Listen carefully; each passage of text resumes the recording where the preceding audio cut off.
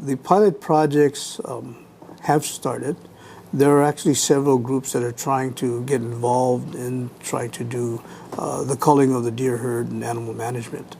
From my understanding, the first deer to go to the slaughterhouse happened last week, and this is going to be something that's going to be improved on and continuously worked on. Now, with the deer eradication culling process, what we're trying to do is get the areas where we have excessive amounts of deer where we don't want them in people's farms, backyards, area where they can cause a lot of mischief. We're trying to make sure that we take out the deer in those areas first. If nothing else, what the effort does is it moves the deer herd to an area where it's much more sustainable for us to be able to control them. So if we can chase them out of all the individuals' yards and out of the farms, then at the very least, they won't be causing millions of dollars of destruction. So we are moving in that direction. Funding has been in place for a lot of it. There's more funding that's going to be necessary, of course, but we're working on it, and we'll just see how the program evolves. There's been a lot of discussion about bringing in more equipment and improving the situation.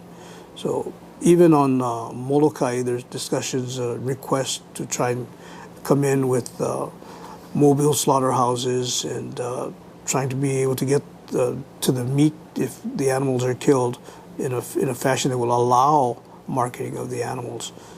So this is something that we really want to be able to emphasize. We want to waste none of the deer meat if the animals have to be shot for one reason or another.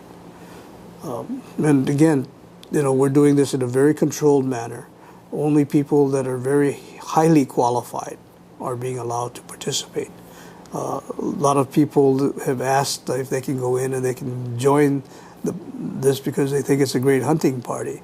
But this is a very, very calculated group that's there that are really experts in what they're doing. So the pilot program is only for a 4-month period, or is it longer than that? Or the pilot has to be short-term. And the pilot program is something that we do have a limited time on it. But the intent is to grow the pilot into a permanent program.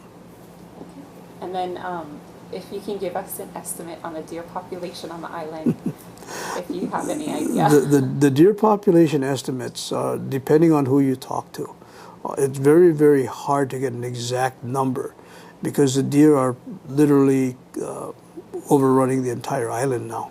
So we're seeing deer every place from Hana to Kapalua. And there are estimates between 25 and 60,000 animals, depending on who you talk to and where you get the information from.